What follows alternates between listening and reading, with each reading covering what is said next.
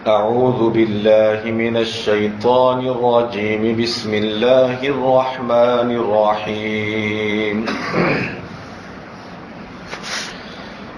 ألم نشرح لك صدرك ووضعنا عنك وزرك الذي أنقض ظهرك ورفعنا لك ذكرك فإن مع العسر يسرا إن مع العسر يسرا فإذا فرغت فانصب وإلى ربك فارغب.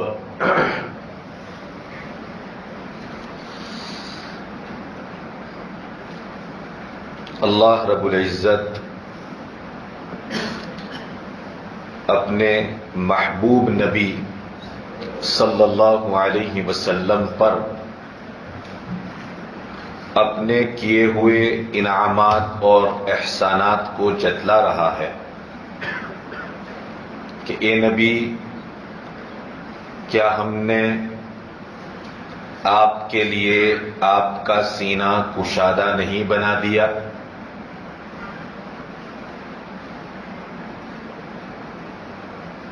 وَوَضَعْنَا عَنْكَ وِزْرَكَ، اور ہم نے آپ سے آپ کا وہ بوجھ نہیں اتار دیا جس نے آپ کی کمر کو ٹیڑھا بنا دیا تھا.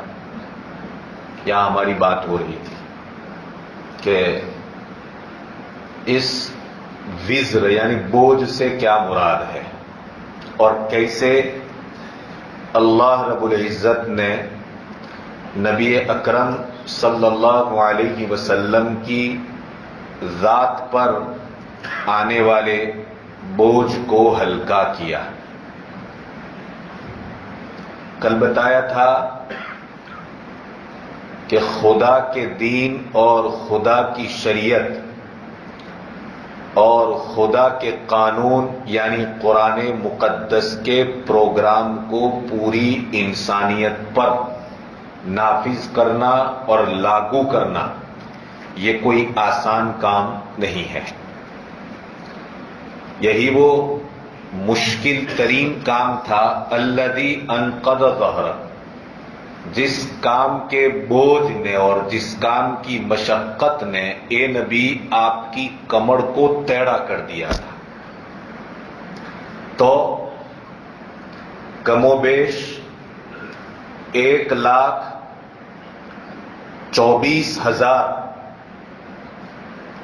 صحابہ کرام رضوان اللہ تعالی علیہم اجمعین کی مقدس جماعت دی، جنہوں نے خدا کے قانون کو امت پر لاگو کرنے کے لیے نبی اکرم صلی اللہ علیہ وسلم کا ہر طرح سے تعاون فرمایا. کل یہ بات پوری تفصیل کے ساتھ میں نے آپ حضرات کے سامنے کر دی. اور بھی اس سلسلے کی کچھ تفصیلات ہے تفسیر کی شکل میں جو میں مناسب سمجھتا ہوں کہ آج کی اس مجلس میں آپ کو سنا دوں، بیان کر دوں. علماء فرماتے ہیں کہ ایک تو اس بوجھ سے نبوت کا بوجھ مراد ہے، بار نبوت جس کو کہتے ہیں. جیسے اللہ کے رسول صلی اللہ علیہ وسلم پر نبوت کا یہ بوجھ آیا تو ابتدا میں آپ علیہ الصلوۃ والسلام کے لیے اس بوجھ کو برداشت کرنا کافی شاق اور مشکل گزر رہا تھا. اللہ رب العزت نے اپنی قوت الہیہ کے ذریعے نبی کو طاقت دی صلی اللہ علیہ وسلم، روحانی قوت اور طاقت عطا فرمائی. اس روحانی قوت اور طاقت کے ذریعے نبی کے لیے نبوت کا بوجھ برداشت کرنا آسان ہو گیا. اس احسان کو جتلایا اللہ تبارک و تعالی نے کہ وَوَضَعْنَا عَنْكَ وِزْرَكَ، اے نبی کیا آپ پر یہ جو بوجھ تھا اس بوجھ کو ہم نے ہلکا نہیں کر دیا؟ ایک اور تفسیر اس سلسلے میں کہ نبی اکرم صلی اللہ علیہ وسلم نے خاندان قریش کو دیکھا. جب آپ کو نبوت ملی تو اپنے خاندان کے لوگوں کو، خاندان قریش کو دیکھا کہ وہ حضرت ابراہیم علیہ السلام کا جو خالص توحید والا دین تھا، انہوں نے اس خالص توحید کے اندر شرک کو داخل کر دیا. خالص توحید میں انہوں نے بت پرستی شروع کر دی. جب اپنے خاندان کے افراد کو اس حالت میں دیکھا، خاندان قریش کے افراد کو، کہ توحید کو چھوڑ دیا ہے، شرک کرنے لگے ہیں، بت پرستی کرنے لگے ہیں، یہ بات آپ علیہ السلام کے لیے بہت ہی بھاری تھی، گراں تھی، اور نبی اکرم صلی اللہ علیہ وسلم کے لیے انتہائی زیادہ ناگوار اور ناقابل برداشت تھی. اسے دیکھ کر کے آپ بہت اندر ہی اندر آپ کو آپ کے دل کے اعتبار سے بڑی کوفت ہو رہی تھی. ہوتا ہے نا ایک باپ اپنے بیٹے کو اپنی حالت کے علاوہ کسی دوسری حالت میں دیکھتا ہے تو اس باپ کی کمر ٹوٹ جاتی. کہتے ہیں کہ یہ وہ نیک باپ تھا کہ جس کی اولاد بڑی بری نکلی، جس نے ان کی کمر کو توڑ کر رکھ دیا ہے. ہوتا ہے ایسا، باپ اپنی بیٹوں کی، اپنی اولاد کی اس طرح کی حالت کو دیکھ کر ٹوٹ جاتا ہے. نبی اکرم صلی اللہ علیہ وسلم اپنی قوم کی اس کافرانہ مشرکانہ روش کو دیکھ کر کے اور ان کے بت پرستی کے نظریے، کانسیپٹ اور رویوں کو دیکھ کر کے گویا ٹوٹ گئے تھے کہ یہ کیا ہو گیا. حضرت ابراہیم علیہ السلام کے دین میں توحید تھی، خالص توحید، اللہ کو ایک ماننا، ایکیشور واد جس کو کہا جاتا ہے، جہاں شرک کی کوئی گنجائش نہیں، جہاں بت پرستی کی کوئی جگہ نہیں ہے، مورتی پوجا کے جس کے اندر کوئی جگہ نہیں ہے. وہ دین حضرت ابراہیم علیہ السلام کے واسطے سے ہم تک پہنچا تھا. نبی نے اپنی قوم کو جب یہ دیکھا تو نبی اکرم صلی اللہ علیہ وسلم کو یہ بات بڑی ناگوار گزری، آپ کے دل کو چبھ رہی تھی، گویا یہ آپ کی کمر کو توڑ رہی تھی. کیا کیا؟ اللہ تبارک و تعالی نے نبی اکرم صلی اللہ علیہ وسلم کو خالص توحید عطا فرمائی اور پھر وہ دین عطا فرمایا کہ جس دین کے اندر شرک نام کی کوئی چیز نہیں اور شرک کی کوئی گنجائش باقی نہیں تھی. اللہ تبارک و تعالی اس احسان کو یاد دلا رہے ہیں کہ نبی، ایک وقت یہ تھا کہ تم اپنی قوم کو دیکھ کر کے اس طرح سے ناگواری محسوس کر رہے تھے، آج ہم نے آپ کو ایک خالص توحید عطا فرمائی ہے. الم نشرح لك صدرك ووضعنا عنك وزرك، اور ہم نے آپ کے اوپر سے آپ کے بوجھ کو اتار دیا. آپ کو جو ناگواری محسوس ہو رہی تھی، آپ کے دل کو جو چوٹ لگ رہی تھی، آپ کو سکون بخشا ہم نے. ایک اور تفسیر اس سلسلے میں کی جاتی ہے کہ نبی اکرم صلی اللہ علیہ وسلم آپ جانتے ہیں کہ اپنی امت کے بارے میں کتنے شفیق ہیں اور کتنے مہربان. میں نے اس دن ایک روایت بیان کی تھی، نبی کی شفقت کا عالم یہ ہے کہ جب تک اپنے ایک ایک فرد کو، اپنی امت کے ایک ایک فرد کو جہنم سے نکال کر جنت میں داخل نہیں کروائیں گے، اس وقت تک نبی راضی نہیں ہوں گے. بتایا تھا نا میں نے اس دن، وَلَسَوْفَ يُعْطِيكَ رَبُّكَ فَتَرْضَىٰ، اتنا عطا کریں گے، اتنا عطا کریں گے کہ آپ راضی ہو جائیں گے. اور آپ کی رضا ہی اس بات کے اوپر ہوگی کہ آپ اپنی امت کا فرد اگر جہنم میں کسی گناہ کی بنیاد کے اوپر گیا ہے تو وہ وہاں سے نکال کر کے جنت میں اس کو داخل کروائیں گے. یہ آپ کی رضا ہے. آپ اپنے امت کے اوپر اتنے شفیق ہیں، نبی اکرم اپنی امت کے اوپر اتنے مہربان ہیں، اسی لیے تو آپ کو رحمت للعالمین کہا گیا. جہاں والوں کے لیے آپ کو رحمت بنا کر کے سراپا رحمت بنا کر کے بھیجا گیا، مہربان بنا کر کے بھیجا گیا۔ اتنا شفیق تو ایک باپ بھی اپنی اولاد پر نہیں ہو سکتا ہے۔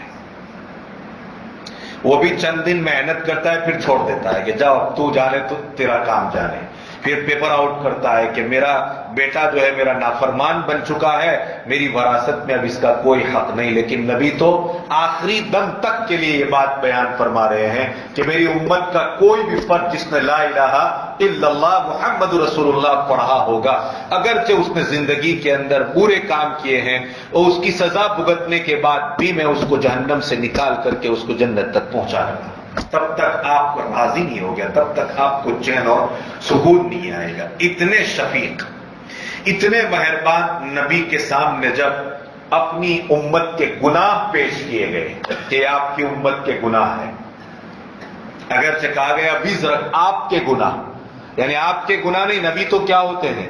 معصوم ہوتے ہیں۔ اللہ تبارک و تعالیٰ نے نبی کو معصومیت کا مقام عطا فرمایا کہ کوئی گناہ کا وہاں تصور ہی نہیں ہو سکتا ہے، تو پھر کس کے گناہ؟ امت کے گناہ۔ نبی پاک علیہ الصلوۃ والسلام کے سامنے جب پیش کیے جاتے یا پیش کیے گئے، ان گناہوں کو دیکھ کر کے آپ علیہ الصلوۃ والسلام کو اتنی ناگواری گزری اور رسول اکرم صلی اللہ علیہ وسلم کے دل کو ایسی ٹھیس اور چوٹ پہنچی کہ الذی انقض ظہرک، جس نے نبی کی کمر کو توڑ کر رکھ دیا۔ اللہ تبارک و تعالی نے اس منظر کو بیان کیا کہ آپ نے اپنے امت کے گناہوں کو دیکھا تو آپ کو ناگوار گزرا تھا، کیا ہم نے آپ کی اس ناگواری کو دور نہیں کیا؟ یہ نہیں کہا کہ من قال لا الہ الا اللہ دخل الجنہ، جس نے بھی لا الہ الا اللہ کہا وہ جنت کے اندر جائے گا، چاہے کتنا بڑا گنہگار کیوں نہیں ہے۔ اللہ چاہے تو اس کا ہر گناہ بغیر سزا کے معاف کر دے، وہ اس بات کے اوپر قادر ہے، اس کو کوئی نہیں پوچھتا، اور اگر نہیں تو کم سے کم اس کو سزا دے کر کے اس کے گناہوں کی ایک وقت ایسا آئے گا کہ اس کو جہنم سے نکال کر جنت میں داخلہ دیا جائے گا۔ اس حدیث پاک کا یہ مفہوم ہے، من قال لا الہ الا اللہ، نبی اکرم خود فرما رہے ہیں صلی اللہ علیہ وسلم کہ جس بندے نے بھی لا الہ الا اللہ سچے دل سے کہا، لا الہ الا اللہ محمد رسول اللہ، اسی کے اوپر اس کی موت ہوئی تو ایک وقت ضرور آئے گا کہ یہ جنت میں اپنا داخلہ کروا لے گا۔ الذی انقض ظہرک، جس بوجھ نے امت کے جن گناہوں کو دیکھ کر کے آپ گویا کہ ایک دم سے اداس سے ہو گئے تھے، کیا آپ کی اس اداسی کو ہم نے دور نہیں کیا؟ الذی انقض ظہرک۔ 4 تفسیریں ہوئی۔ 5ویں نمبر پر، کل 1 اور آج 3، 5ویں نمبر پر یہاں نبی سے کہا جا رہا ہے، اے نبی، کافروں اور مشرکوں کی طرف سے دی جانے والی اذیتوں اور تکلیفوں کی بنیاد پر آپ کی جو کمر ٹوٹ رہی تھی اور آپ کے اوپر جو بوجھ آ رہا تھا، کیا ہم نے آپ کے اس بوجھ کو دور نہیں کر دیا؟ کوئی کم تکلیفیں دی جاتی تھی نبی اکرم صلی اللہ علیہ وسلم کو کافروں اور مشرکوں کی طرف سے؟ کس بات میں؟ دعوت الی اللہ کے باب میں، اللہ کی طرف لوگوں کو جو دعوت دی جا رہی تھی، اس دعوت کے میدان میں نبی پاک علیہ الصلوۃ والسلام کو اذیتیں اور تکلیفیں دی جاتی تھی۔ کیا کیا تکلیفیں؟ آپ کو کبھی مجنون کہا جاتا تھا، زبانی تکلیفیں، پاگل کہا جاتا تھا، شاعر کہا جاتا تھا، ساحر جادوگر کہا جاتا تھا، شعبدہ باز گویا کہ کہا جاتا تھا، اور آپ علیہ الصلوۃ والسلام کو جسمانی تکلیفیں بھی دی جاتی تھی۔ دلائل النبوہ میں، معاف کیجئے، ایک اور مقام پر مفسر ابن کثیر رحمت اللہ علیہ نے ایک روایت ذکر فرمائی ہے کہ سید الشہداء حضرت حمزہ رضی اللہ تعالیٰ عنہ، جو آپ علیہ الصلوۃ والسلام کے چچا ہیں، محبوب چچا، ان کے اسلام لانے کا سبب کیا؟ اصل تو اللہ کا فضل ہوا کہ وہ اسلام لائے، لیکن ظاہری اعتبار سے ان کا سبب کیا ہوا؟ فرماتے ہیں کہ نبی اکرم صلی اللہ علیہ وسلم اور چند گنے چنے صحابہ جو اسلام لائے تھے حرم مکہ کے اندر عبادت کے اندر مشغول تھے. ابو جہل اینڈ کمپنی نے نبی اکرم صلی اللہ علیہ وسلم کو ستانا شروع کیا. اب یہ صرف زبانی تکلیفوں کا مسئلہ نہیں تھا، بلکہ جسمانی اذیتیں دی جا رہی تھی. فزیکلی ہیرسمنٹ جس کو کہتے ہیں، جسمانی تکلیف جس کو کہتے ہیں. آپ علیہ الصلوۃ والسلام کو اذیتیں دی جا رہی ہے، یہاں تک کہ نبی اکرم صلی اللہ علیہ وسلم کو جب انہوں نے جسمانی تکلیفیں دینا شروع کی حرم مکہ میں، کچھ صحابہ تھے آپ علیہ الصلوۃ والسلام کے ساتھ، مگر وہ اتنے مضبوط نہیں تھے اور اتنے زیادہ بھی نہیں تھے، تو ان میں سے تو کسی کی ہمت نہیں ہوئی کہ آگے آئے. لیکن ابو بکر صدیق رضی اللہ تعالیٰ عنہ وہاں پر موجود تھے، جنہوں نے کافروں اور مشرکوں کو علیحدہ کرنا شروع کیا. انہوں نے صدیق کے اوپر بھی حملہ کیا اور صدیق کو بھی بے ہوش کر دیا، اتنا مارا. حضرت نبی اکرم صلی اللہ علیہ وسلم بھی بے ہوش ہو گئے اور صدیق اکبر رضی اللہ تعالیٰ عنہ بھی بے ہوش ہو گئے. ان کے خاندان کے لوگ صدیق اکبر کو اٹھا کر گھر لے گئے. کچھ دیر کے بعد جب حضرت صدیق اکبر رضی اللہ تعالیٰ عنہ کو ہوش آیا، کیا پوچھا تھا معلوم ہے؟ سب سے پہلے پوچھا کہ میرے محبوب کا حال کیسا ہے. پہلا جملہ ہوش میں آنے کے بعد. اس لیے صدیق کو صدیق کہا جاتا ہے. حق ادا کیا تھا انہوں نے آپ علیہ الصلوۃ والسلام کی صحابت اور آپ علیہ الصلوۃ والسلام کی رفاقت کا. سب سے پہلا جملہ خاندان کے لوگوں سے پوچھنا، بھی خاندان کے لوگ بھی مسلمان نہیں ہوئے. میں نے بتایا تھا صدیق اکبر رضی اللہ تعالیٰ عنہ کے والد ابو قحافہ کب مسلمان ہوئے تھے؟ فتح مکہ کے بعد مسلمان ہوئے. صدیق کے گھرانہ مسلمان نہیں ہوا تھا، صرف صدیق کا اسلام تھا. صدیق ہوش میں آتے ہیں تو سب سے پہلے پوچھ رہے ہیں کہ میرے محبوب نبی اکرم صلی اللہ علیہ وسلم اس وقت کس حالت میں ہے؟ خاندان کے لوگوں نے جواب دیا کہ اس وقت وہ زندہ ہے. صدیق نے کہا جب نبی صحت مند ہے تو پھر کوئی مصیبت نہیں ہے، کوئی پریشانی نہیں ہے. ادھر نبی اکرم صلی اللہ علیہ وسلم اپنے گھر پر اداس، انتہائی غمگین بیٹھے ہوئے تھے. الذی انقض ظہرک، ان تکلیفوں نے نبی کی کمر توڑ کر رکھ دی تھی کہ ہائی یہ خاندان کے لوگ ہیں، میرے قبیلے کے لوگ ہیں، ایک بستی کے لوگ ہیں، ایک جگہ پر میں بڑا ہوا ہوں. انہوں نے مجھے میری نشوونما اور میری تربیت میں کہے تو ہاتھ بٹایا ہے الگ الگ اعتبار سے. آج میرے ہی قوم کے لوگ، میری ہی بستی کے لوگ آج میرے ساتھ یہ اذیت، میرے بارے میں طرح طرح کے جملے، اور مجھے یہاں تک کہ اب جسمانی تکلیف دینے کے لیے بھی نہیں واپس ہو رہے، نہیں کتراتے ہیں اور اس کے پیچھے لگے ہوئے ہیں.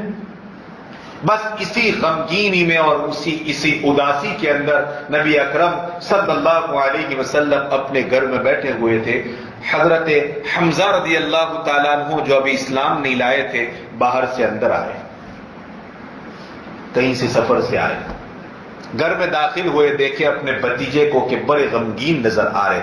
پوچھا بھتیجے کیا بات ہے، آج بہت اداس اور غمگین نظر آ رہے ہو؟ اللہ کے رسول صلی اللہ علیہ وسلم سے پوچھ رہے ہیں. آپ علیہ الصلوۃ والسلام نے فرمایا چھوڑیے اس بھتیجے کی بات جس کا کوئی چچا نہیں ہے، چھوڑیے اس بھتیجے کی بات جس کا کوئی چچا نہیں. اس کا یہ مطلب نہیں ہے کہ آپ چچا نہیں ہیں. کہا چچا ہے تو کس کام کا؟ بات سمجھ میں آئی؟ ہوتا ہے نا ایسا، بھائی چھوڑو یہ تمہارا ارے بھائی چھوڑو، بھائی ہے نہیں ہے اس کی بات ہی چھوڑ دیجئے، یہ سمجھو کہ میرا بھائی ہی نہیں ہے کیونکہ میرے کام نہیں آ رہا ہے. آپ علیہ الصلوۃ والسلام نے فرمایا چھوڑو اس بھتیجے کی بات جس کا کوئی چچا ہی نہیں ہے. حضرت حمزہ رضی اللہ تعالیٰ عنہ نے حالات کا جائزہ لیا، انالیسس کی، تجزیہ کیا. معلوم ہوا کہ آج ابو جہل اینڈ کمپنی نے میرے بھتیجے کے ساتھ اس طرح کا معاملہ اور اس طرح کا سلوک کیا ہے کہ آج ان کو صرف زبانی تکلیفوں پر اکتفا نہیں کیا بلکہ انہوں نے آج میرے بھتیجے کو جسمانی تکلیفیں بھی دی ہیں. بڑا غصہ آیا, خاندانی حمیت بھی بڑک اٹھی اور اپنے بھتیجے کا حال بھی ان کو اس بات کے اوپر بے قابو کر دیا. فوراً نکلتے ہیں اور نکل کر حرم میں جاتے ہیں, دیکھتے ہیں ابو جہل اینڈ کمپنی وہاں پر موجود ہے. جا کر کے اپنے تیر یا اپنے پاس جو بھی ہتھیار تھا اس کا دستہ اس کے سر کے اوپر مارتے ہیں. دیکھا کہ کون, کہا یہ حمزہ ہے جس نے ابو جہل کے سر کو لہو لہان کر دیا اور للکار کر کہا ہے کوئی جو اس سلسلے کے اندر میرے مقابلے کے لیے آئے. روایتوں میں آتا ہے کہ ابو جہل باب بنی شیبہ سے بھاگتا ہوا نکل گیا اور ادھر حضرت حمزہ رضی اللہ تعالیٰ عنہ نے نبی اکرم صلی اللہ علیہ وسلم کا کلمہ پڑھ کر ہمیشہ ہمیش کے لیے چوکھٹ اسلام پر اپنا سر نچھاور کر دیا. پڑھ لیا لا الہ الا اللہ محمد رسول اللہ صلی اللہ علیہ وسلم. اللہ فرماتے ہیں الذی انقض ظہرک, یہ وہ اذیت اور یہ وہ تکلیفیں تھی نبی جس نے آپ کے کمر کو توڑ کر کے رکھ دیا تھا. حمزہ کو اسلام دے کر کے ہم نے آپ کی اس تکلیف کو گویا کہ دور کرنے کی کوشش کی, یعنی کہ دور کر دیا. الذی انقض ظہرک. یہاں پر ایک اور بات بھی سمجھ میں آتی ہے کہ اللہ تبارک و تعالی وَوَضَعْنَا عَنْكَ وِزْرَكَ الَّذِي أَنْقَضَ ظَهْرَكَ میں کیا فرمانا چاہتے ہیں. کچھ ہمارے مفسرین وہ بھی ہیں جن کا تعلق تصوف سے ہے اور انہوں نے ان کی اس آیت کریمہ کی صوفیانہ انداز میں بڑی عمدہ اور بہترین اور دل کو ایڈریس کرنے والی تفسیر کی ہے اور دل کو ایڈریس کرنے والی اس آیت کریمہ کی وضاحت کی ہے. دل چاہتا ہے کہ میں بھی آپ کے سامنے اس کو بیان کر دوں اگر آپ تیار ہیں تو. اس بات کو سمجھنے سے پہلے فاؤنڈیشن کے طور پر, بیک گراؤنڈ کے طور پر میں ایک حقیقت آپ کے سامنے رکھنا چاہتا ہوں, پھر سمجھیے اس کو کہ اللہ تبارک و تعالیٰ نے جتنے بھی انبیاء اور پیغمبر اس دنیا کے اندر بھیجے ان تمام انبیاء اور پیغمبروں کو اللہ رب العزت نے اپنے قرب خاص کی نعمت سے نوازا تھا. قرب خاص ہوتا ہے نا, یہ آدمی آپ کا ایک دم قریب کا آدمی ہے, تعلق, اسپیشل ریلیشن شپ جس کو کہتے ہیں. قرب خاص آپ کی زبان میں اگر ترجمہ کرو اسپیشل ریلیشن شپ. ہر نبی اور ہر پیغمبر کو اللہ تبارک و تعالیٰ نے اپنے قرب خاص کی نعمت سے نوازا تھا. میں اس کو تھوڑا اور کھول کر آپ کے سامنے بیان کروں. اور اس قرب خاص کی لذت سے ہر نبی آشنا ہو رہا تھا, ہر نبی اس کی لذت میں ڈوب رہے تھے. ارے بھائی, آج ایک چھوٹے سے پولیس والے کا کوئی نزدیک بن جاتا ہے تو وہ اس کی لذت محسوس کرتا ہے کہ آپ پولیس والا آپ لوگ بھائی بن چاہے لے, ہوتا ہے نہیں ایسا, یہ ہمارا دوست ہے, ایک خاکی وردی والا, بس اس پر آدمی بڑا فخر محسوس کرتا ہے. یہاں تو قرب خاص کن کا, اللہ کی ذات کا, اسپیشل ریلیشن شپ. تو جب نبی کو اور انبیاء اور پیغمبروں کو قرب خاص کی لذت سے وہ آشنا ہو گئے تو اب ان کے دل کی ایک خواہش ہوتی ہے کہ اب اسی لذت میں ہم جو ہے ایک لمبا عرصہ گزاریں اور اسی لذت والی زندگی کے اندر زیادہ سے زیادہ وقت تک گزریں. یہ خواہش ہوتی ہے اور اس کا لطف اٹھا رہے ہوتے ہیں. اتنے میں اللہ کی طرف سے حکم آتا ہے کہ جاؤ خلق خدا کی طرف اور میری توحید کا پیغام پہنچاؤ. کچھ سمجھ میں آ رہی ہے بات؟ ابھی یہ اے سی میں بیٹھے ہوئے ایئر کنڈیشن میں, اس سے ہم بڑا لطف اٹھا رہے ہیں. اب اگر یوں کہا جائے کہ اب نکلو یہاں سے اور قرآن کا یہ پیغام جو آپ نے پڑھا ہے اس پیغام کو باہر ہوٹل پر جا کر کے, سڑکوں پر جا کر کے, ہے کہ نہیں, ریلوے اسٹیشن پر جا کر کے, تپتی ہوئی دھوپ میں, تپتے ہوئے ریت کے اوپر چل کر کے دیجئے, کیسا لگے گا آپ کو؟ بتائیے، ایک لذت محسوس کر رہے تھے، اب اس لذت کو چھوڑ کر نکلنا ہے۔ میں بتاؤں، ایک ایگزامپل دیتا ہوں آپ کو، اور قرآن سے اس کا ایگزامپل، کہ اللہ تبارک و تعالی نے حضرت موسیٰ علیہ السلام کو کوہ طور پر بلایا۔ قصہ مشہور ہے، میں اس کی تفصیل میں جانا نہیں چاہتا ہوں۔ اور بلا کر کے اللہ تبارک و تعالی نے حضرت موسیٰ علیہ السلام سے کلام اور گفتگو کی۔ اب بتائیے، میری اور آپ کی اللہ سے بات شروع ہو جائے تو اس کی لذت کا کیا پوچھنا؟ بتاؤ۔ یوسف بھائی کل وہ خواب کے بارے میں پوچھ رہے تھے، اب جس نے دیکھا اس سے پوچھیں کہ اس کی لذت کا عالم کیا ہوگا۔ سمجھ میں آ رہی ہے بات؟ تو حضرت موسیٰ علیہ السلام، اللہ تبارک و تعالی سے ہم کلام ہو رہے ہیں، گفتگو ہو رہی ہے، موسیٰ کی بات ہو رہی ہے اپنے رب سے۔ اسی لیے حضرت موسیٰ علیہ السلام کو کیا کہا جاتا ہے؟ کلیم اللہ کہا جاتا ہے۔ کلیم عربی زبان میں اس انسان کو کہا جاتا ہے جو کسی سے گفتگو کر رہا ہو، عربی زبان کے اعتبار سے کنورسیشن جس سے ہو رہا ہو، خدا سے کنورسیشن ہو رہا تھا حضرت موسیٰ علیہ السلام کا۔ تو حضرت موسیٰ علیہ السلام کی ضرور یہ خواہش رہی ہوگی کہ میں سدا اسی کیفیت میں مبتلا رہوں، سدا اسی کیفیت میں مبتلا رہوں، ہمیشہ میں اپنی اللہ سے کلام کی لذت کو پاتا رہوں اور کبھی یہ لذت میری ختم نہ ہونے پاوے۔ اسی خواہش میں تھے، ادھر کلام ہو رہا تھا، ادھر اللہ کی طرف سے آرڈر ہو رہا ہے، موسیٰ اب کلیم اللہ بننے کے بعد اب حکم مل رہا ہے، اذهب الى فرعون انه طغى۔ بات سمجھ میں آئی؟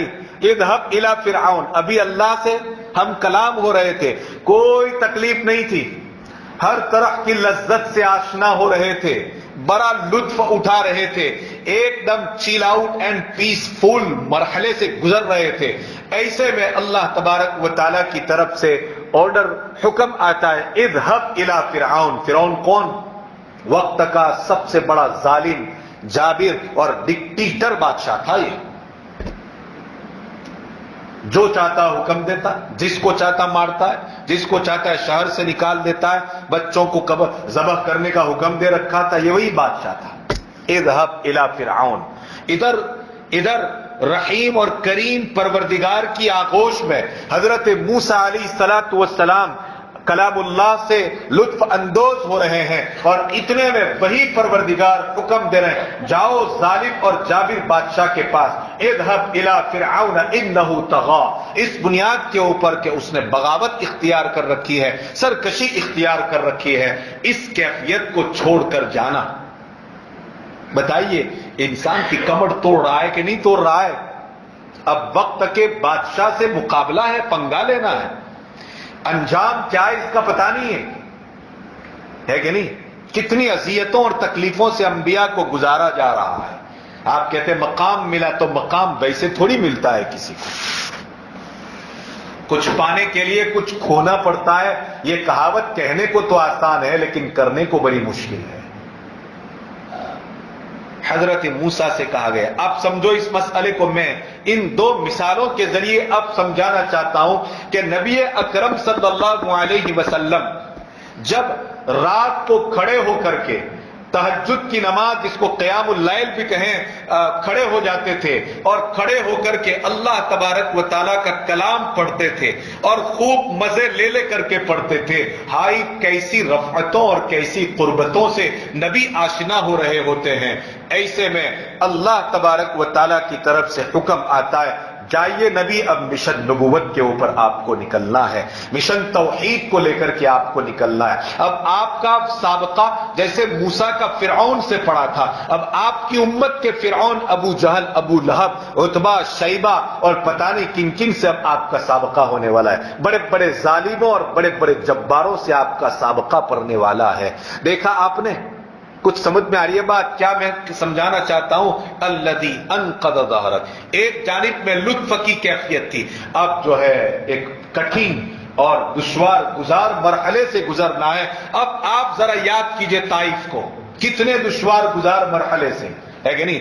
آپ یاد کیجئے جناب عالی مقام احد کو، کتنا دشوار گزار مرحلہ ہے.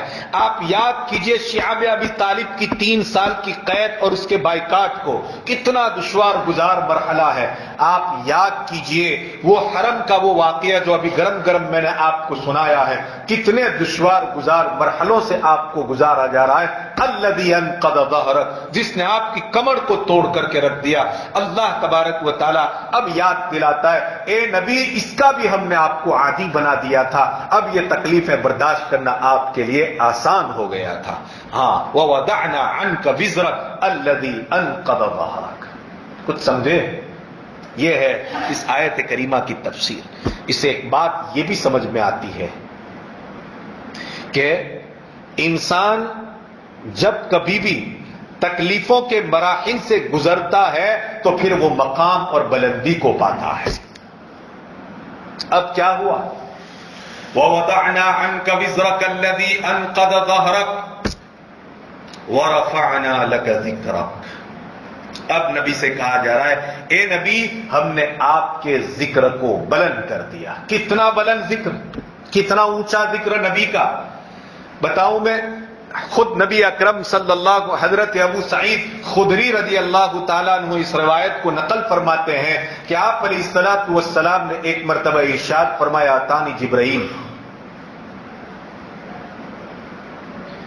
میرے پاس میری خدمت میں حضرت جبرائیل آئے، وقال، اور مجھ سے کہا کہ ربی وربک یقول، اے محمد صلی اللہ علیہ وسلم، یا رسول اللہ، میرا اور آپ کا پروردگار پوچھ رہا ہے، کہہ رہا ہے یعنی کہ پوچھ رہا ہے کہ کیف رفع ذکرک، کہ کیف رفعت ذکرک، میں نے آپ کے ذکر کو کیسے بلند کیا، آپ کے نام کو میں نے کیسے روشن کیا، آپ کو تمام میں سب سے اعلیٰ، سب سے فائق، پوری کائنات میں top of the one of the top, سب سے اونچائی اور بلندی کے اوپر میں نے کیسے آپ کو پہنچایا. نبی نے جواب دیا صلی اللہ علیہ وسلم، اللہ اعلم، مجھے کیا پتا، اللہ جانتا ہے، میں نہیں جانتا ہوں. جبرائیل نے کہا کہ اللہ تبارک و تعالی فرماتے ہیں، اے محمد، اذا ذکرت ذکرت معی، جہاں جہاں میرا ذکر کیا جائے گا اے محمد وہاں وہاں تیرا بھی ذکر کیا جائے گا. وَرَفَعْنَا لَكَ ذِكْرَكَ، جہاں اللہ کو یاد کریں گے وہاں نبی کو یاد کریں گے. اذان آپ اٹھا کر کے دیکھو کتنی صراحت کے ساتھ، جہاں اشہد ان لا الہ الا اللہ ہے، 5 وقت مؤذن کہتا ہے اشہد ان محمد الرسول اللہ. اللہ کا بھی ذکر ہے تو محمد کا بھی ذکر ہے. وَرَفَعْنَا لَكَ ذِكْرَكَ. تکلیفوں کے بعد ملنے والا مقام ہے یہ. آج بچہ پیدا ہوتے ہی دھیرو بھائی امبانی بننا چاہتا ہے کہ نہیں؟ پیدا ہوتے ہی آدمی چاہتا ہے کہ میں ایسا بن جاؤں، میں ویسا بن جاؤں. بھائی اس بٹی سے گزرنا پڑتا ہے، انسان کو اس کی تپش برداشت کرنی پڑتی ہے. کئی ساری تکلیفوں سے گزرنے کے بعد جناب آپ یہ بنتے ہیں یا وہ بنتے ہیں. سمجھ میں آ رہی ہے بات؟ اور ہم پہلے ہی دن سے ریچ پرسن بننا چاہتے ہیں، ورلڈ، دنیا کے سب سے مالدار انسانوں میں اپنا نام شمار کروانا چاہتے ہیں. نہیں نہیں نہیں جناب، میں ایک مثال دے رہا ہوں اس لیے کہ اس وقت دماغ میں یہی چیزیں سوار ہے، کیریئر جی، اور کوئی چیز دماغ میں آتی نہیں ہے. پوچھے بچہ پیدا ہوتے ہی تیسری میں کہ کئی چائلہ کے KG ہے کہ نہیں؟ دور ہی یہی ہے. خیر، بہت سارے مراحل سے جب انسان گزرتا ہے تب جا کر کے کوئی مقام پاتا ہے. مقام پانے کے لیے مرحلوں سے انسان کو گزرنا پڑتا ہے. اشہد ان لا الہ الا اللہ، فوراً دوسرے ہی مرحلے میں فوراً مؤذن کو کہنا پڑے گا اشہد ان محمد الرسول اللہ. کتنا بلند ذکر نبی پاک علیہ الصلوۃ والسلام کا. آپ نماز شروع کریں اور تشہد پڑھیں، آپ کی تشہد کے بغیر علماء سے پوچھے نماز مکمل نہیں ہوتی. لا صلاۃ من لم یتشہد، جس انسان نے نماز میں تشہد نہیں پڑھی اس کی نماز ہی نہیں ہوتی ہے. اور اس تشہد میں ہے کیا بتائیے نا؟ التحیات للہ والصلوات والطیبات السلام علیک ایھا النبی. یہاں بھی نبی کے ذکر کو بلند کیا جا رہا ہے. امام جب تک خطبہ نہ دے جمعے کا اس وقت تک جمعہ کی نماز مکمل نہیں، اور اسی خطبہ جمعہ میں جب اللہ کی حمد بیان کی جاتی ہے، نبی کے اوپر جب تک صلاۃ و سلام کا تحفہ پیش نہ کیا جائے، علماء نے لکھا ہے کہ وہ خطبہ ناقص اور ادھورا رہتا ہے۔ بات تو سمجھ میں آ رہی ہے؟ جمعہ کا خطبہ نبی کا ذکر، عید الفطر کا خطبہ نبی کا ذکر، عید الاضحیٰ کا خطبہ نبی کا ذکر، عرفات کا خطبہ نبی کا ذکر، جہاں جہاں آپ چلے جائیں وہاں پر آپ کو نبی کا ذکر ملے گا۔ بغیر نبی کے ذکر کے کوئی مجلس ہماری جو ہے اپنے پایہ تکمیل تک نہیں پہنچ سکتی ہے۔ صلی اللہ علیہ وسلم۔ آپ دیکھیں نا، اللہ تبارک و تعالیٰ نے کتنی شان بلند فرمائی آپ علیہ الصلوۃ والسلام کی۔ میں نے کل پرسوں آیت کریمہ پڑھی تھی، اللہ کہتے ہیں ان اللہ وملائکتہ یصلون علی النبی، اللہ بھی نبی پر صلاۃ پڑھتا ہے، ملائکہ بھی پڑھتے ہیں۔ اے ایمان والو تم بھی نبی پر درود پڑھو، پڑھو صلی اللہ علیہ وسلم۔ ورفعنا لک ذکرک، ورفعنا لک ذکرک، کتنی بلند شان والا نبی عطا کیا۔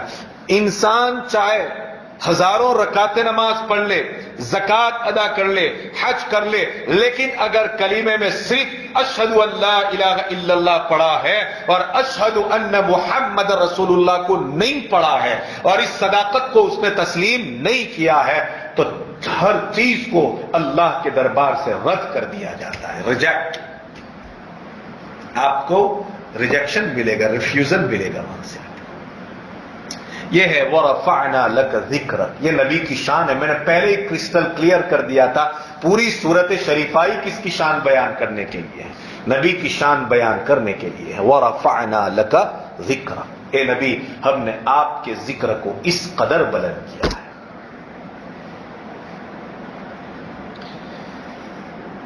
رفع ذکر کی بات آتی ہے تو آ جائیے آخرت کے میدان میں بھی، موسیٰ بھی، عیسیٰ بھی، ابراہیم بھی، نوح بھی، لوط بھی جب اپنی اپنی قوم اپنے اپنے نبیوں کے پاس جائے گی اور شفاعت کی بات کرے گی تو وَرَفَعْنَا لَكَ ذِكْرَكَ، آپ کا ذکر اتنا بلند ہوگا، اتنا بلند ہوگا کہ آخرت میں بھی ایک ایک نبی کی زبان پر محمد محمد محمد محمد صلی اللہ علیہ وسلم۔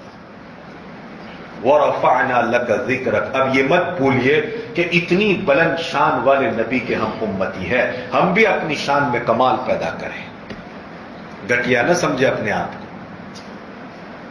ہماری نسبت اتنے عظیم نبی کے ساتھ ہے صلی اللہ علیہ وسلم، لہذا ہمارا کردار، ہماری گفتار، ہمارا ہر کام ایسا ہونا چاہیے کہ جو نبی کی شان کے مطابق ہو صلی اللہ علیہ وسلم۔ فخر تو بہت کرتے ہیں ہم اس بات کے، ہے نا، اور ہونا بھی چاہیے، کیونکہ اللہ نے ہم کو نبی ہی ایسے دیے ہیں صلی اللہ علیہ وسلم۔ کیا بیان کی جائے آپ کی شان، کون بیان کر سکتا ہے؟ زبانیں گنگ ہو جاتی ہے، قلمیں ٹوٹ جاتی ہے، اور سمندر بھر کے سیاہی ہو تو وہ ختم ہو جاتی ہے، لیکن شان نبوت بیان نہیں ہو سکتی ہے صلی اللہ علیہ وسلم۔ شان نبوت سے ملتا کیا ہے؟ شان نبوت بیان کرتے ہیں تو نبی اس کی محبت سے اور نبی کے عشق سے ہمارا سینہ سرشار ہو جاتا ہے اور ایمان میں تازگی پیدا ہوتی ہے صلی اللہ علیہ وسلم۔ اس لیے نبی کی شان پڑھنی بھی چاہیے، سننی بھی چاہیے اور بولنے بھی چاہیے اور بیان بھی کرنی چاہیے، اس لیے کہ نبی بنایا ہی اللہ نے کچھ ایسا ہے صلی اللہ علیہ۔ رب محمد نے روح محمد سے پوچھا، رب محمد نے روح محمد سے پوچھا، بتا تیری مرضی کیا ہے؟ ویسے تھوڑی، رب محمد نے روح محمد سے پوچھا کہ بتا تیری مرضی کیا ہے، یعنی میں تجھے بنانا چاہتا ہوں، تیری چاہت کے مطابق بناؤں گا صلی اللہ علیہ وسلم۔ کأنک خلقت مبرأ من کل عیب، خلقت مبرأ من کل عیب۔ حسان بن ثابت رضی اللہ تعالیٰ عنہ نے نبی اکرم صلی اللہ علیہ وسلم کی شان بیان کی ہے کہ وَأَحْسَنَ مِنْكَ لَمْ تَرَ قَطُّ عَيْنِي وَأَجْمَلَ مِنْكَ لَمْ تَلِدِ النِّسَاءُ وَأَحْسَنَ مِنْكَ لَمْ تَرَ قَطُّ عَيْنِي، آپ سے زیادہ حسین میری آنکھوں نے آج تک کسی کو نہیں دیکھا ہے. وَأَجْمَلَ مِنْكَ لَمْ تَلِدِ النِّسَاءُ، اور آپ سے زیادہ جمیل اور خوبصورت آج تک کسی ماں نے نہیں جنا ہے. كَأَنَّكَ خُلِقْتَ كَمَا تَشَاءُ، گویا کہ آپ اپنی چاہت کے مطابق پیدا ہوئے ہیں. خلقت مبرأ من کل عیب، ہر عیب سے اللہ تبارک و تعالی نے آپ کو مبرأ یعنی کہ آپ کو بالکل پاک اور صاف پیدا کیا ہے.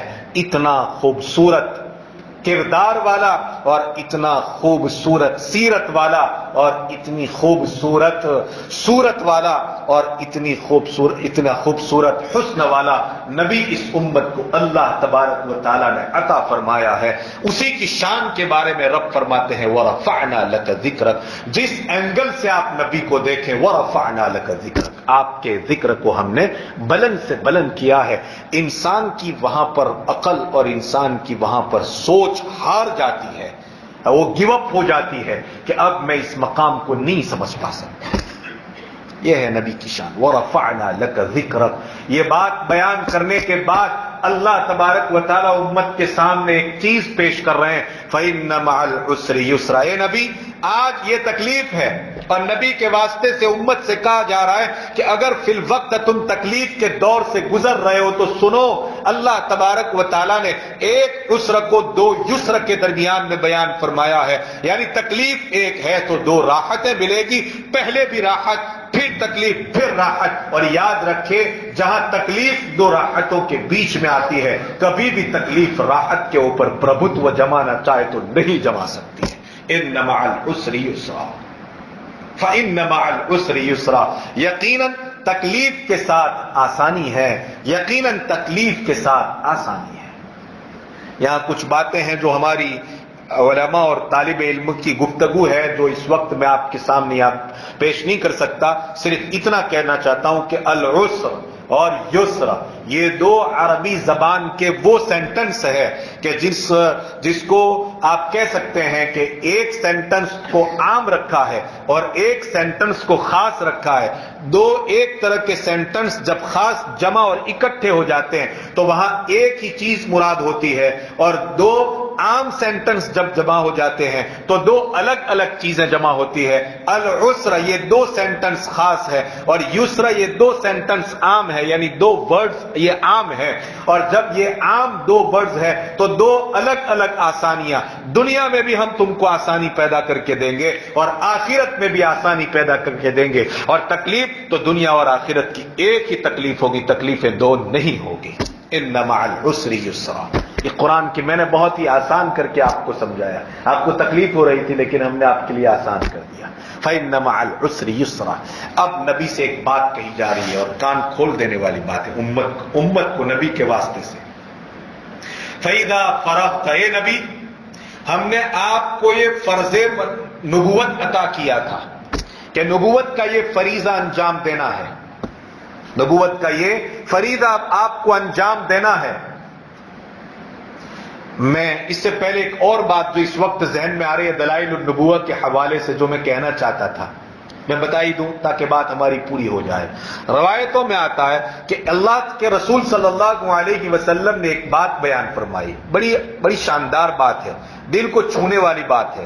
آپ علیہ الصلوۃ والسلام فرماتے ہیں کہ اللہ تبارک و تعالیٰ نے جو منظور کیا تھا اس حساب سے میں نے زمین و آسمان کا جو اللہ کا حکم تھا اس حکم کو میں نے پورا کیا. اس کے بعد میں نے اللہ تبارک و تعالیٰ سے ایک بات کہی کہ اے باری تبارک و تعالیٰ تو نے ہر نبی اور ہر رسول کو دنیا میں ایک عزت، ایک اکرام اور ایک کرامت سے نوازا ہے. تو نے ابراہیم علیہ السلام کو دنیا میں ایک عزت اور کرامت اور ایک اعزاز یہ دیا کہ تو نے ان کو خلیل اللہ بنایا.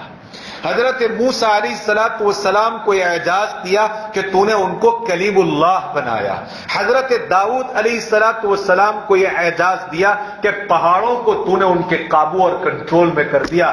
پہاڑ حضرت داؤد کے حکم کے تابع تھے، بے ایمانہ کہ اس میں جو لوہا تھا وہ النا لہ الحدید، پورا لوہا اللہ تبارک و تعالیٰ نے حضرت داؤد کے لیے کیا بنا کر دیا تھا؟ نرم بنا دیا تھا. جس طرح کے وہ ہتھیار بنانا چاہتے تھے آسانی کے ساتھ بنا لیتے تھے. یہ جنگوں میں استعمال ہونے والے وار ویپنز جس کو کہا جاتا ہے، یہاں سے یہ سلسلہ شروع ہوتا ہے. خیر، حضرت داؤد کو اور حضرت سلیمان علیہ السلام کو ہوا اور شیاطین کے اوپر قابو دے دیا تھا. اے اللہ، تو نے مجھے کیا دیا ہے؟ مجھے کون سی کرامت سے نوازا ہے، یا تو مجھے کون سا اعزاز دے رہا ہے؟ اللہ تبارک و تعالیٰ نے فرمایا، اے نبی، کیا ہم نے آپ کے ذکر کو بلند نہیں کیا؟ ایک بات، جہاں جہاں میں ذکر کیا جاتا ہوں وہاں وہاں آپ کا تذکرہ کیا جاتا ہے کہ نہیں؟ جہاں جہاں میرا ذکر کیا جاتا ہے اللہ کا، وہاں وہاں پر نبی کا ذکر کیا. بلکہ دوسرے لفظوں میں آپ یوں سمجھیے کہ جب جب میں یاد کیا جاؤں گا تب تب آپ بھی یاد کیے جائیں گے. آپ کی امت کا کوئی بھی فرد جب جب مجھے یاد کرے گا تو آپ کے واسطے سے یاد کرے گا، آپ کے بغیر کوئی یاد نہیں کرے گا. ایک. دوسرے نمبر پر میں نے آپ کی امت کے سینوں کو ایسا بنا دیا کہ آپ کی امت کے لوگ قرآن مقدس کو زبانی پڑھیں گے. آپ کے امت کے سینے اتنے وسیع اور کشادہ بنا دیے کہ اس میں نے قرآن اتار دیا، جبکہ یہ اعجاز اس سے پہلے کسی امت کو نہیں ملا ہے. حضرت موسیٰ کو بھی کتاب ملی، حضرت عیسیٰ کو ملی، حضرت داؤد علیہ السلام کو بھی کتاب ملی، لیکن ان میں سے کسی کی کتاب بھی ان کی امت کے افراد کے سینے میں محفوظ نہیں تھی کہ وہ اس کو زبانی پڑھ سکے. یہ اعجاز اور یہ کرامت صرف اور صرف میں نے آپ کی امت کو عطا کی ہے کہ آپ کی امت کے بچوں میں اس قرآن کو اتارا جا رہا ہے. چنانچہ روزانہ تراویح کے اندر ہم قرآن سنتے ہیں، کتاب ہاتھ میں پکڑ کر کے نہیں بلکہ زبانی قرآن سنتے. وَرَفَعْنَا لَكَ ذِكْرَكَ.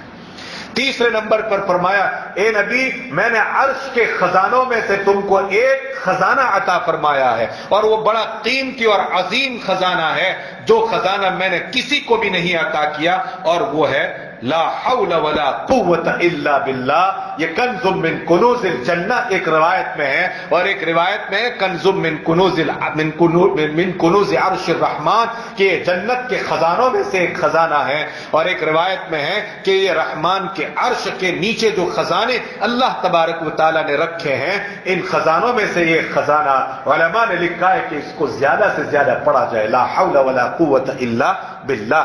انسان کو گناہوں سے بچنا ہے تو لا حول ولا قوت الا باللہ کا ورد پڑھے، اس لیے کہ انسان کا نفس جن گناہوں کا عادی ہو چکا ہے وہ گناہ چھوڑنے کی طاقت انسان کو نہیں ملتی ہے مگر اسی وقت جبکہ اللہ اس کو وہ طاقت عطا فرماتے ہیں، اور اس کلمے کے اندر وہی طاقت کو بیان کیا گیا ہے.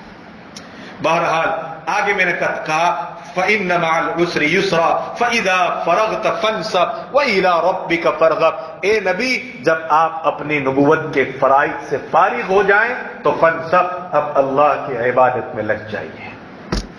اس مقام پر مفسرین نے لکھا ہے کہ جو کوئی آدمی بھی بڑا کام کرنا چاہے تو اس کے لیے لازم ہے کہ وہ اپنے لیے روحانی طاقت کو، روحانی قوت اور روحانی طاقت کو حاصل کرے، اور روحانی طاقت اور قوت انسان کو عبادت کے ذریعے حاصل ہوتی ہے، اور خاص طور پر کون سے عبادت کے ذریعے؟ تہجد کی عبادت کے ذریعے.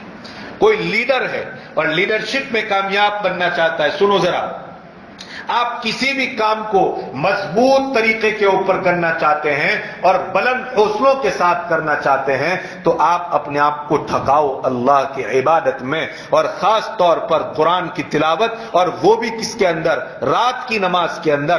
اللہ تبارک و تعالی آپ کا انسپیرین پاور، روحانی پاور اتنا مضبوط کر دے گا، اتنا مضبوط کر دے گا کہ آپ کے کام کے اندر چٹان بن کر کے کھڑے ہو جائیں گے، اور دنیا کی کوئی چٹان آپ کا مقابلہ کرنا چاہے تو نہیں کر سکتی. فَإِذَا فَرَغْتَ. اسی لیے دن بھر اگر آپ نے دعوت کا کام کیا ہے، تبلیغ کا کام کیا ہے، تفسیر کا کام کیا ہے، بچوں کو پڑھانے کا کام کیا ہے، یا جو بھی آپ نے کام کیا ہے، تو رات کے وقت فنصب، کچھ وقت تک کے لیے آپ کھڑے ہو جائیے اور اللہ کے سامنے کھڑے ہو کر کے 2 چند رکعتیں پڑھیے، اور پھر روئے اور دھوئیں. آپ کا جو ہے روحانی طاقت جو ہے آپ کی مضبوط ہوگی اور اس کے ذریعے آپ کا کام اور زیادہ آسان ہو جائے گا، اور اس کام کو خوب شوق کے ساتھ کریے۔ وَإِلَىٰ رَبِّكَ فَارْغَب، اور پھر اپنے رب کی طرف آپ راغب ہو جائیے۔ آخری بات کہہ کر کے آج کی اس تفسیر کا یہ ہم چیپٹر کو ختم کرتے ہیں، اور وہ یہ کہ ایک مرتبہ نبی اکرم صلی اللہ علیہ وسلم صحیح روایات میں ہے کہ آپ علیہ الصلوۃ والسلام اپنے مرض کے اندر تھے، بیماری کے اندر تھے، جو آخری مرض جس کو کہتے ہیں، مرض الوفات جس کو کہتے ہیں، اس میں جب آپ کو افاقہ ہوا، تھوڑا اچھا لگا، تو آپ مسجد نبوی میں تشریف لائے۔ تشریف لانے کے بعد ممبر پر تشریف لے گئے، اور ممبر پر چڑھ کر آپ نے کچھ واعظ و نصیحت کی باتیں بیان فرمائی، امپورٹنٹ باتیں بیان فرمائی۔ پھر آپ علیہ الصلوۃ والسلام ظہر کی نماز کا وقت ہوا تو ظہر کی نماز کے لیے نیچے اترے، ظہر کی نماز سے فارغ ہوئے، پھر ظہر پڑھنے کے بعد پھر دوبارہ آپ علیہ الصلوۃ والسلام ممبر کے اوپر تشریف لے گئے، اور پھر ممبر پر تشریف لے جانے کے بعد آپ نے ایک بات بیان فرمائی۔ صحابہ کرام بیٹھے ہوئے ہیں، عمر بھی ہے، عثمان بھی ہے، ابو بکر بھی ہے، علی بھی ہے، بڑے بڑے جلیل القدر صحابہ کرام مسجد کے اندر تشریف فرما ہے۔ نبی پاک علیہ الصلوۃ والسلام نے فرمایا کہ ایک شخص ایسا ہے کہ جس کو اللہ تبارک و تعالی نے اس بات کا اختیار دیا کہ اگر تو دنیا کی زیب و زینت چاہتا ہے تو میں تجھے وہ دے دوں، تو اس کو اختیار کر لے۔ اور دوسرا اختیار یہ دیا، اور اللہ کے پاس جو کچھ ہے وہ چاہتا ہے تو وہ لے لے۔ بتا اب تجھے دنیا کی چیزیں چاہیے یا اللہ کے پاس جو کچھ چیزیں ہیں وہ چاہیے؟ تو اس انسان نے ان چیزوں کو چوائس کر لیا، چوز کر لیا جو اللہ کے پاس ہے۔ یہ جیسے ہی آپ علیہ الصلوۃ والسلام نے فرمایا، صدیق اکبر رضی اللہ تعالیٰ عنہ نے رونا شروع کر دیا ان جملوں کو سننے کے بعد۔ بعد صحابہ فرماتے ہیں کہ ہم نے سوچا کہ صدیق اکبر رضی اللہ تعالیٰ عنہ کیوں رو رہے ہیں، اللہ کے رسول کس کی بات کرے، اور یہ کچھ سمجھ میں نہیں آتا ہے کہ اللہ کے رسول نے ایک شخص کے بارے میں فرمایا ہے کہ ایک شخص کو یہ اختیار دیا گیا اور صدیق اس کے اوپر رو رہے ہیں۔ یاد رکھے صحابہ میں سب سے بڑا عالم کون تھا؟ صدیق اکبر۔ صحابہ میں بہت بڑا علم اللہ تبارک و تعالیٰ نے صدیق کو عطا فرمایا تھا۔ یہ اشارہ تھا اس بات کی طرف کہ فَإِذَا فَرَغْتَ فَانْصَبْ وَإِلَىٰ رَبِّكَ فَارْغَب، جب آپ یعنی کہ نبی نبوت کے تمام کاموں سے فارغ ہو جائیں گے تو اب اللہ کی طرف متوجہ ہو جائیں گے۔ فَانْصَبْ وَإِلَىٰ رَبِّكَ فَارْغَب، اور خوشی خوشی رب کی طرف چلے جائیں گے، اس لیے کہ نبی پاک علیہ الصلوۃ والسلام اب آخری مرحلے کے اوپر جو اختیار یہ دیا گیا تھا، اس موقع کے اوپر جبرائیل کہہ رہے تھے کہ کیا کرنا ہے۔ ہر نبی کو موت سے پہلے اختیار دیا جاتا ہے، نبی اکرم صلی اللہ علیہ وسلم کو بھی موت سے پہلے یہ اختیار دیا گیا۔ آپ نے یہی جملے ارشاد فرمائے تھے، اللہم فی الرفیق الاعلی، اللہم فی الرفیق الاعلی، اے اللہ میں تو اب تیرا ہی ساتھ چاہتا ہوں، اب میں تیرے ہی پاس آنے چاہتا ہوں۔ وَإِلَىٰ رَبِّكَ فَارْغَب، اور اب آپ اپنے رب کی طرف راغب ہو جائیے۔ تو یہ ہے سورۃ شریفہ۔ اس سے آخری میں نے کہا تھا دو حکم، فَإِذَا فَرَغْتَ فَانْصَبْ، کیا کرنا ہے؟ زیادہ سے زیادہ اللہ کی عبادت کرنی ہے اور اللہ کی طرف شوق کو بڑھانا ہے۔ دنیاوی شوق دھیرے دھیرے کم ہونا چاہیے، الٹا نہیں ہونا چاہیے۔ اب پاؤں جو ہے قبر کی طرف ہمارے لٹک چکے ہیں اور دنیا کی محبت بڑھ رہی ہے، نہیں، دنیا کی محبت اب کم ہونی چاہیے اور آخرت کی رغبت اور زیادہ بڑھنی چاہیے۔ وَإِلَىٰ رَبِّكَ فَارْغَب۔ درشید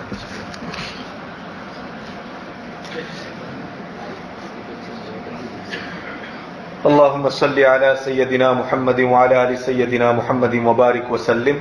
ربنا ظلمنا أنفسنا وإن لم تغفر لنا وترحمنا لنكونن من الخاسرين۔ اللهم ربنا آتنا في الدنيا حسنة وفي الآخرة حسنة وقنا عذاب النار۔ اللهم يا فارج الهم ويا كاشف الغم يا مجيب دعوة المضطرين رحمن الدنيا والآخرة رحيمهما أنت ترحمني فارحمني برحمة تغنيني بها عن رحمة من سواك۔ اللهم استر عوراتنا وآمن روعاتنا، اللهم اشفنا واشف مرضانا واغفر لنا وارحم موتانا۔ کریم پروردگار ہمارے اوپر کرم فرما، رحیم پروردگار ہم پر رحم فرما، تواب پروردگار ہماری توبہ کو قبول فرما، غفور اور غفار پروردگار ہماری بخشش اور مغفرت کے فیصلے فرما۔ اے اللہ اب تک جو زندگی گزاری ہے تیری نافرمانیوں میں گزاری ہیں، اے اللہ ہم سب کو معاف فرما دے، رحمت کے اس عشرے میں ہم پر رحم فرما کر ہماری توبہ کو قبول فرما لے اور ہماری مغفرت کے فیصلے فرما دے اور ہم سے تو راضی ہو جا۔ اے اللہ ہمارے بیماروں کو شفائے کاملہ عاجلہ مستمرہ مستقلہ نصیب فرما دے، پریشان حالوں کی پریشانیاں دور فرما دے، مصیبت زدوں کی مصیبتیں آسان فرما دے۔ اے اللہ اس مجمع میں جو جس لائن سے پریشان ہے اور جس طرح کا ضرورت مند ہے، پروردگار تو جانتا ہے ان کی ضرورتوں کو بھی اور ان کی پریشانیوں کو بھی۔ اے اللہ ہر ایک کی ضرورتوں کو پوری فرما دے اور ہر ایک کی پریشانیاں ختم فرما کر اے اللہ راحت و آسانی کی دنیا آخرت کی زندگیاں مقدر اور میسر فرما دے۔ اے اللہ ہم نے جو مانگا عطا فرما، مانگنے سے رہ گئے وہ بھی عطا فرما، اپنی شان عطا فرما، جناب نبی کریم صلی اللہ علیہ وسلم کے صدقے میں عطا فرما، انبیاء اولیاء شہداء صدیقین صالحین تیرے نیک بندے اور ان کے نیک اعمال کے صدقے میں عطا فرما، سب سے بڑی چیز اپنا فضل عطا فرما۔ اللهم انا نسألك من خير ما سألك به نبيك وحبيبك محمد صلى الله عليه وسلم ونعوذ بك من شر ما استعاذك منه نبيك وحبيبك محمد صلى الله عليه وسلم وانت المستعان وعليك البلاغ ولا حول ولا قوة الا بالله العلي العظيم سبحان ربك رب العزة عما يصفون سلام على المرسلين والحمد لله رب العالمين برحمتك يا ارحم الراحمين۔ السلام علیکم۔